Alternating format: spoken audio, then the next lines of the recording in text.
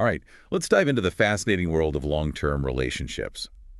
Specifically, we're tackling the age-old question. Can we keep that spark alive as time goes by? You sent over a summary of Esther Perel's book, Mating in Captivity, and I have to admit, some of her ideas really got me thinking. Yeah, Perel's work is definitely thought-provoking. She really dives headfirst into this timeless dilemma and doesn't shy away from the complexities of it all. Absolutely. And one of the first things she does is highlight this paradox at the very heart of love and desire. Hmm. On the one hand, we all crave that closeness and security that comes with a committed relationship, right? Hmm. But at the same time, those same things Yeah, can sometimes, how to put this, kind of stifle that excitement, that mystery right. that really fuels desire. It's like, keeping a campfire going. You need that steady supply of oxygen to keep the flames burning bright. But too much of it, it can actually smother the fire completely. I love that analogy. So where do we find that balance then? Pearl really dives into this idea that domesticity, all those routines and comforts of everyday life can sometimes actually work against eroticism. Yeah. Like, can we really want what we already have? It makes you think. Right. Familiarity can breed, well, not necessarily contempt, but maybe, a little less excitement over time. Perel actually gives an example of this couple. The husband was so focused on making his wife feel secure that he kind of unintentionally took away that very mystery that drew her to him in the first place. He thought he was being a good partner, doing the right thing, but it backfired. That is fascinating. I've noticed something similar in my own relationships. When things get too predictable, it's just so easy to slip into a rut, even when you're with someone you really love. Absolutely. And that's where Perel's insights about fantasy come in. She actually calls the mind the most potent sexual organ and argues that fantasy can be this powerful tool for rekindling desire. I see. But sharing fantasies can feel risky, can't it? What if it leads to misunderstandings or even, I don't know, hurts your partner's feelings? Right, that's a valid concern, and Perel addresses that directly. She emphasizes the importance of creating this safe, trusting space for these kinds of conversations. It's not about, pressuring your partner or revealing things that cross boundaries. It's about exploring those hidden desires and sharing them in a way that feels intimate and exciting. So it's less about the fantasies themselves and more about the vulnerability and connection that comes from sharing them. Exactly. It's like inviting your partner into this secret world, creating a sense of intimacy that goes beyond the day to day. Sometimes even just talking about these fantasies can be enough to reignite that spark. Almost like creating that sense of mystery and excitement within the relationship itself. It really makes you think, how often do we really talk about our desires with our partners? And I don't just mean what we want in the bedroom, but those deeper longings and fantasies that we might keep hidden away. Opening up that conversation could be really powerful, don't you think? I think so, and it's important to remember this isn't just about fantasies. It ties into Perel's emphasis on individuality within a relationship as well. Right. She challenges that whole idea of becoming one that we hear Hmm. so much about. Instead, she argues that maintaining a separate sense of self, pursuing your own passions, and having healthy boundaries can actually enhance desire. It's about recognizing that a healthy relationship is made up of two whole individuals, people who choose to come together, not two halves desperately trying to merge into one. It reminds me of that woman Peril talks about, the one who revitalized her relationship by stepping back and reclaiming her independence. It wasn't about distancing herself from her partner, but rediscovering those parts of herself that she'd neglected. Yeah. Yeah, and that newfound confidence, that self-assurance, it became so attractive to her partner. Like that saying, absence makes the heart grow fonder. But in this case, the absence is more about creating space for individuality within the relationship. So it's not about losing yourself in the relationship. It's about bringing your whole self to the table, all those different facets. And that, I guess, keeps things interesting and exciting for both partners. Exactly. When we feel fulfilled and passionate about our own lives, we bring that energy and excitement back into the relationship. It's like constantly replenishing the well of desire. It makes you wonder how much of the decline in passion we see in long-term relationships stems from maybe neglecting our own individual needs and desires. It's easy to get caught up in the daily grind, especially with kids and everything. We forget to nurture ourselves sometimes. And that's where Perel's final challenge comes in. Reconciling the need for security with the longing for adventure. It's that age-old question: how do we maintain comfort and stability in a committed relationship while keeping things exciting and passionate? It feels like this constant balancing act, doesn't it? On one hand, we want that sense of safety and predictability that comes with a long-term partnership. But then on the other hand, we crave novelty, excitement, a bit of the unknown. How do we reconcile those two seemingly opposing forces? Well, that's a great question, and that's where we'll pick up in the next part of our deep dive. Peril offers some really insightful strategies for navigating this tricky terrain. I can't wait to hear them. This is already giving me so much to think about. Re-examining some of my own assumptions about what it takes to create a truly fulfilling and passionate long-term relationship. That's what's so great about Peril's work, isn't it? It challenges us to think differently about love and desire, and to approach our relationships with a renewed sense of curiosity and intention. Welcome back. I'm still thinking about our last conversation, about love and desire, especially that idea of reconciling security with adventure in a long-term relationship. Where do we even begin to tackle that? Well, Peril actually offers some pretty practical advice. She suggests that couples need to create spaces for, as she puts it, separateness within togetherness. Now, that doesn't necessarily mean physical distance, right? It's more about preserving those individual identities and interests within the relationship itself. I used to think that a successful relationship meant spending all your free time together. But hearing Peril's take on it, it's almost like having separate interests could actually strengthen the bond. Exactly. It's about recognizing that each partner needs space to breathe, to grow, to cultivate those unique parts of themselves. That way, when you come back together, you've got more to share, more to talk about. Yeah. That spark of otherness stays alive. It's like we each have our own internal compass, and allowing ourselves to follow it actually makes us more interesting to our partner. Precisely. And this ties into another key concept that Peril emphasizes, cultivating what she calls erotic intelligence. Erotic intelligence. Yeah. Okay, I have to admit, that sounds a little intimidating. What does that actually mean in a practical sense? Think of it as being intentional and mindful about nurturing desire in your relationship. It's not just waiting for those sparks to magically appear. It's about actively fanning the flames, so to speak. So what are some concrete ways we can actually cultivate this erotic intelligence? Well, one powerful strategy is embracing novelty and surprise. It's about shaking things up, breaking those routines, and introducing some unexpected elements into your interactions. I get the idea, but Yeah. I struggle with making that feel genuine. Like trying a new restaurant is one thing, but that doesn't automatically translate to deeper intimacy. You're hitting on a crucial point there. It's not just about checking off a list of novel activities. It's about shifting your mindset, bringing a sense of playfulness and curiosity to your interactions.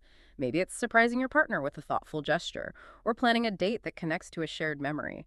Even just changing up your usual way of communicating can make a difference. It's like those early days of a relationship when everything felt new and exciting. That sense of anticipation, wondering what the other person will say or do next. How do we recapture that in a long-term relationship? That's where flirtation comes in. Bringing back that lighthearted energy, reminding your partner you find them attractive. It can be as simple as a lingering look, a playful touch, a flirty text. I think a lot of couples get so comfortable they forget to flirt. Life gets busy, responsibilities pile up, we start taking each other for granted. And yet, those small gestures of flirtation can be so powerful. They create that sense of anticipation and desire, keeping that spark alive amidst all those routines. Like sending a little signal. Hey, I still see you. I still desire you. That can be so validating. Exactly.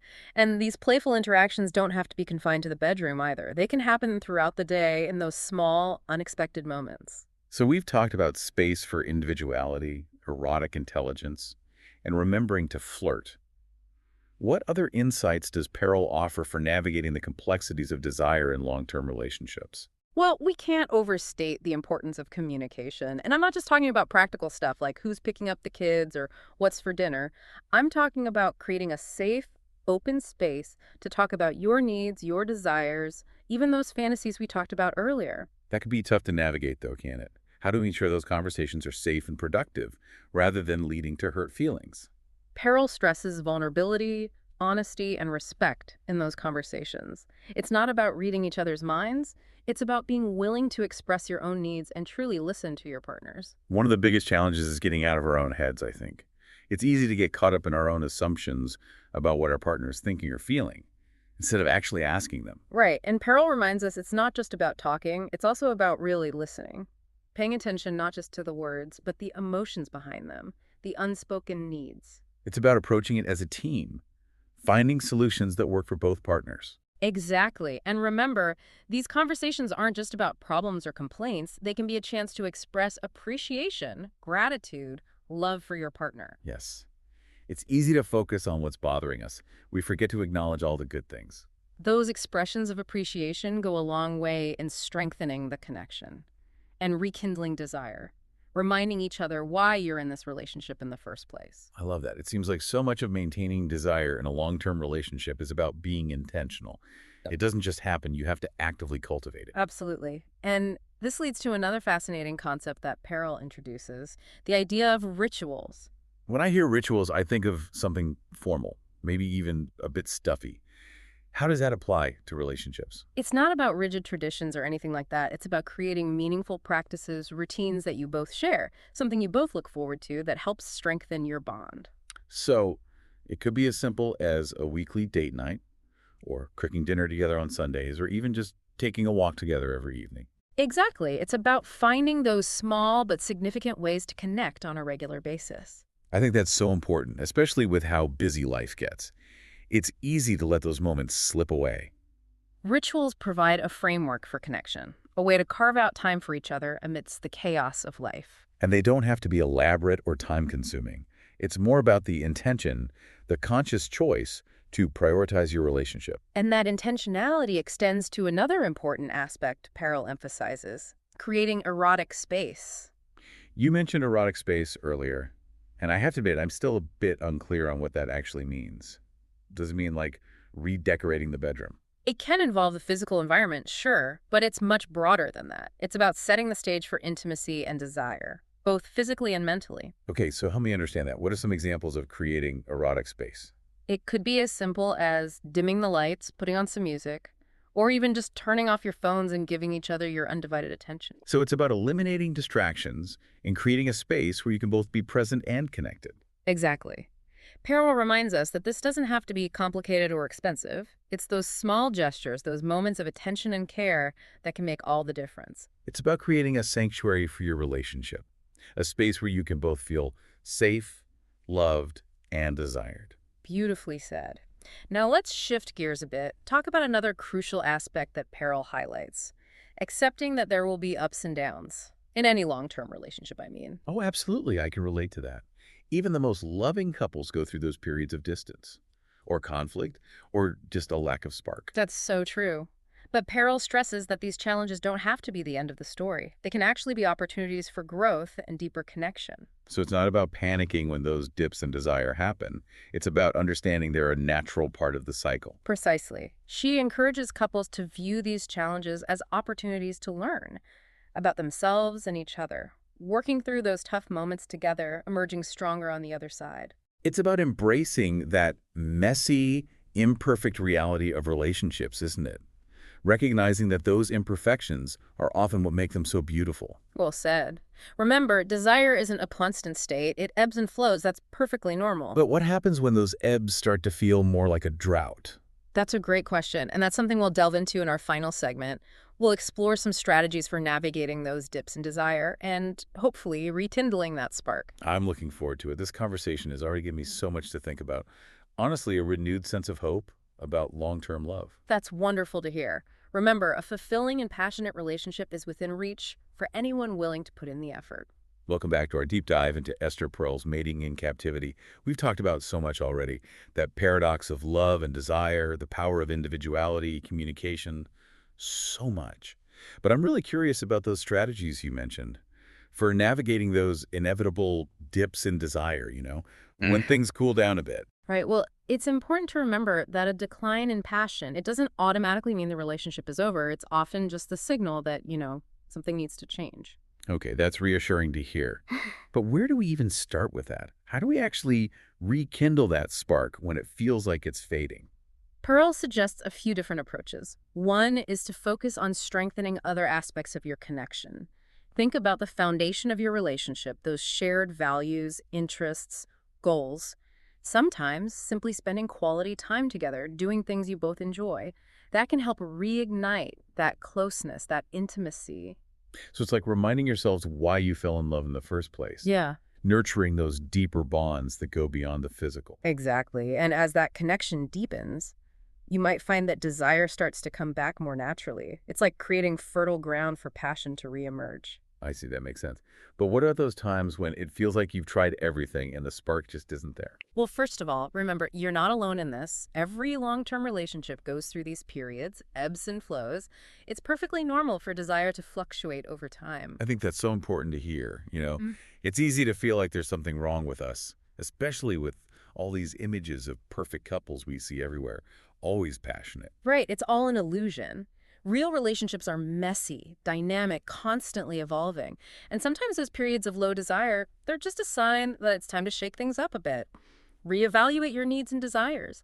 Have those honest conversations we talked about earlier. Speaking of those conversations, any tips on approaching them constructively? Yeah. It's so easy to slip into blaming each other when we're feeling frustrated. Oh, absolutely. Approach those conversations with curiosity and compassion, not judgment. Start by focusing on your own feelings and needs. Instead of saying, you never make me feel desired, try something like, I've been feeling a bit disconnected lately, and I'm wondering if we could explore ways to rekindle that spark. That's a great example. It shifts the focus from blame to working together. Exactly. And remember, it's a two-way street. It's not just about expressing your needs, it's about truly listening to your partners as well. Try to understand their perspective, even if it's different from yours. It's about tackling those challenges as a team. And sometimes that might even involve seeking professional help. If you're struggling on your own, a couples therapist can offer a safe space to explore these issues and find ways to rekindle that spark. I think there's still a stigma around therapy, but it's so important to remember. Asking for help is a sign of strength, not weakness. I agree. It shows commitment to your relationship, a willingness to put in the work. So as we wrap up this deep dive into mating in captivity, what are some key takeaways our listeners can start applying today? Well, I think the biggest one is this. Sustaining desire in a long-term relationship is a journey, not a destination. It takes effort, intentionality, and a willingness to adapt as you both change. It's about choosing each other every day, making that conscious decision to nurture your connection.